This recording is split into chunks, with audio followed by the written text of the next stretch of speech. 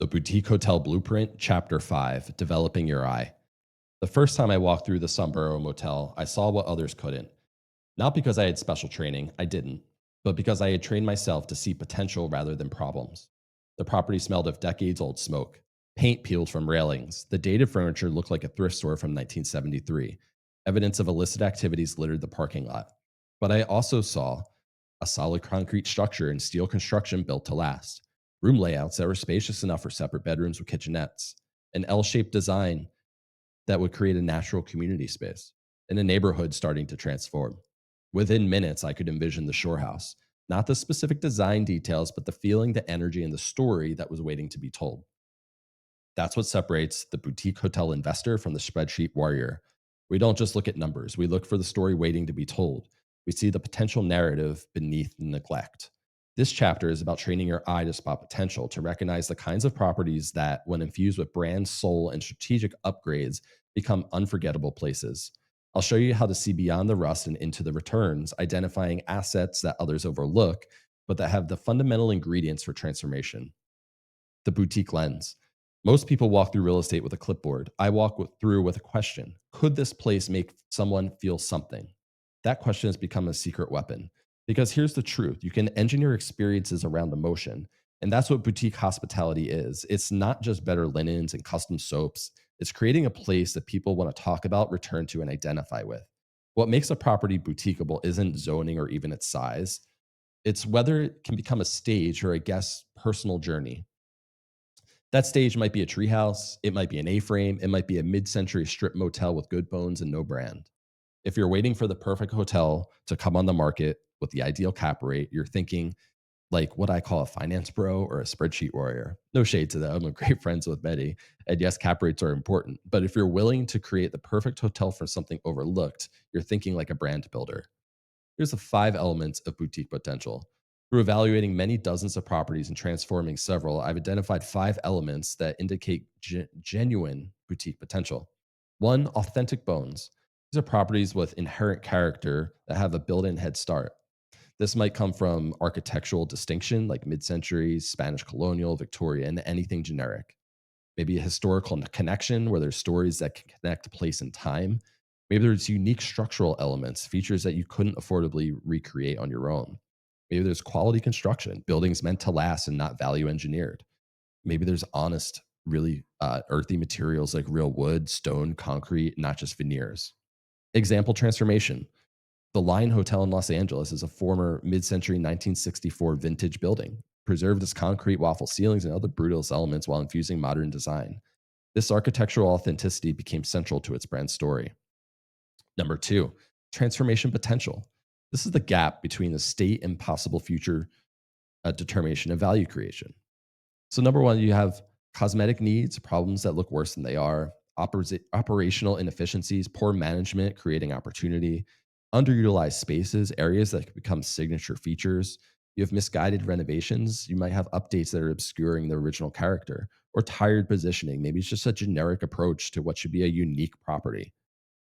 Number 3, location context. Boutique hotels thrive in interesting locations, not necessarily perfect ones.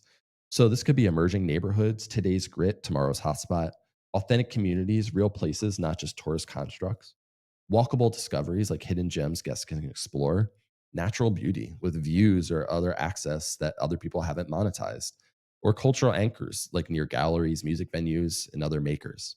Here's an example transformation. The Wythe Hotel in Williamsburg, Brooklyn opened when the neighborhood was still transitioning from an industrial to a creative area. By embracing the area's gritty authenticity rather than apologizing for it, they established a cultural anchor that appreciated alongside the neighborhood's evolution. Number 4, community catalyst potential. Great boutique hotels become neighborhood living rooms. These are natural gathering spaces like courtyards, pools, lobbies that invite lingering. Local integration opportunities like spaces for events and partnerships. There's visibility and access. It could be easy for locals to discover and visit. Maybe there's programmable areas. There's flexibility for events and activations. And look at the indoor outdoor flow where you could blur boundaries between hotel and community. Finally, number 5, emotional trigger points. There's something about the property that must create a feeling. Things like surprising moments, unexpected views, spaces or details, nostalgic elements, features that evoke memory or wonder, natural drama, light, height, or proportion that moves people, quirky character, imperfections that become endearing, or discovery potential, secrets waiting to be revealed. Structural formats to consider and why they work. Number one, motels. These are low cost, high creative control. Why I love them. They're simple structures, often family owned with flexible zoning. They're the indie films of hospitality, gritty, affordable, and full of soul. Exterior motor courtyards naturally foster community connections and create built in social media moments. The transformation strategy: rebrand, reface, and relaunch with a strong identity. Think vinyl players, fire pits, pet friendly policies. You're not just selling rooms, you're selling nostalgia upgraded for this year. Key considerations for these projects: exterior corridors create a natural community but present climate challenges. Mid century buildings often have good bones beneath cosmetic neglect. Lower initial investment allows more budget for distinctive FF&E. Roadside locations often benefit from emerging area development. Existing zoning typically allows immediate hospitality use. Market evidence: look at the June Motel in Ontario, which began as a rundown roadside property and was transformed into a design forward destination that commands rates several times higher than its previous iteration. It has generated a Netflix series, garnered a significant press coverage, and created expansion opportunities. Number two, cabin clusters, seclusion as a feature. Why I love them. People crave connection with themselves, their partners, and the outdoors. Cabins offer seclusion, silence, and Instagrammable moments by default. They also allow phased development where you can add units as demand and capital allow. Transformation strategy: leap into design, offer digital detox packages, focus on midweek occupancy with incentives for remote workers. This is a wellness brand in disguise. Key considerations: individual structures reduce noise complaints but increase maintenance. Natural settings create powerful differentiation, but there are seasonal challenges. Less daily housekeeping interaction increases margins but requires self sufficient guests. Often located in areas with less restrictive development regulations. There's a higher per key construction cost offset by lower land costs.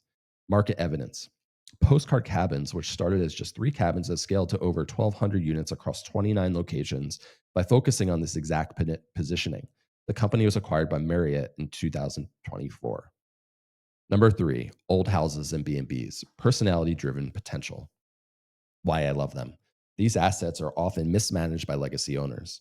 They have architectural charm and usually sit in markets that are hungry for better. The residential feel appeals to travelers seeking authenticity over corporate polish. The transformation strategy: often a light remodel, brand forward visuals, story based marketing, capturing the boutique traveler who wants more personality than a Marriott, but more professionalism than Aunt Cheryl's Airbnb. Key considerations: residential layouts create intimacy but operational challenges. Historical elements offer character but renovation constraints. Existing zoning may need updating for expanded commercial use. Owner operator living quarters often transitional into revenue space. Established business provides immediate cash flow during repositioning. Market evidence: you could look at Lifehouse, which is now part of Lark Hotels, which built a management portfolio of over 50 properties, primarily by repositioning many B&Bs in historic buildings. Number four, converted commercial assets, the surprise factor. Why I love them. Old banks, warehouses, churches, schools, they come with built in stories. When converted thoughtfully, they become instant landmarks. Part of the magic is getting a building with an existing floor plan that will lend itself to conversion. Transformation strategy: let the building lead the brand. Highlight the history, elevate the interiors, and make every room a conversation starter. Key considerations: unique layouts create marketing opportunities but design challenges. Historical significance offers brand narrative but potential regulatory oversight. Often located in urban cores with strong walkability and location attractions. Higher initial renovation costs balanced by distinctive marketing advantage. There's zoning challenges typically required but supported by local development agencies. Number five, landscape integrated structures, nature as a feature. Why I love them. Creative structures like tree houses, trailers, prefab, modular units. Nature becomes your canvas to create. These properties often benefit from relaxed zoning in rural areas and can be developed incrementally. The transformation strategy: the landscape takes center stage, utilizing advantageous zoning areas and quick construction structures. Key considerations: unique structures create immediate differentiation and social sharing. Natural integration reduces the need for elaborate interior design. Often permit stage development as capital allows. Typically lower per key acquisition costs, but higher operational complexity. Seasonal challenges require creative revenue management.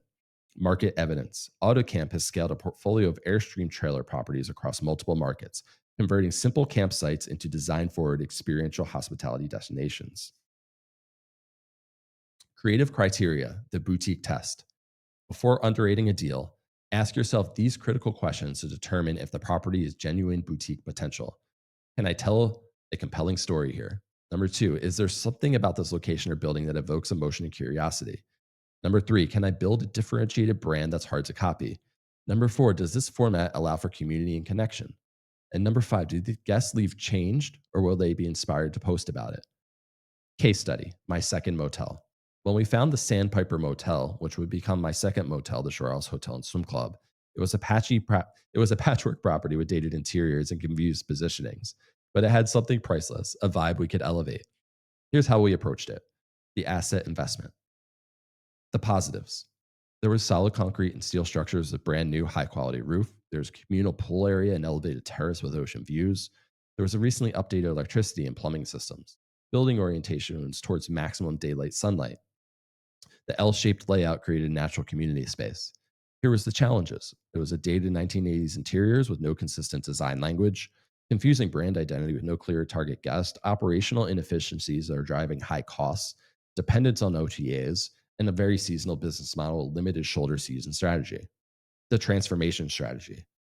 We approach the transformation through three parallel tracks. Number one, physical repositioning, comprehensive room design focusing on clean, minimalist aesthetics. The courtyard activation with fire pits, communal seating, and string lights. Pool deck enhancements with cabanas and lounging furnishings. Creation of a small lobby retail area for branded merchandise. Exterior refresh, maintaining mid century character while adding contemporary touches, including an abundance of tropical plants. Number two, brand development. Creation of a distinctive brand identity centered on the creative community. Development of custom scent, playlist, and welcome ritual. Design of signature experiences like our Dogs of THS program. A comprehensive visual identity system spanning digital and physical touchpoints. Implementation of amenities aligned with the target guest profile. And number three, operational revolution. We had an implementation of cloud based PMS and guest communication tools, development of e commerce inspired direct booking strategy and OTA reduction plan, staff training focused on authentic rather than scripted service, and AI driven revenue management strategy aligned with brand positioning. The power of seeing potential. Every boutique hotel I've started as something nobody wanted, but I didn't ever need anyone to see it. I just needed to see it myself and then translate that vision to others. Train your eye, trust your vision, back it up with strategy, and remember the market doesn't reward perfection, it rewards originality. This is how you find magic in the margins and turned overlooked properties into unforgettable stays. Field note: buy for the building structure and upside potential, not the business. The right brand and operation system paired with solid bones can turn a C tier property into an A plus cash machine. But even the prettiest hotel can burn money if it's mismanaged. So, with your boutique vision clarified and your eye trained to spot transformation potential, you're now ready to consider how your property will actually function. In the next chapter, we'll explore how to design your operational model before you build it, ensuring that the property you acquire supports the lifestyle you desire rather than demanding more than you wish to give.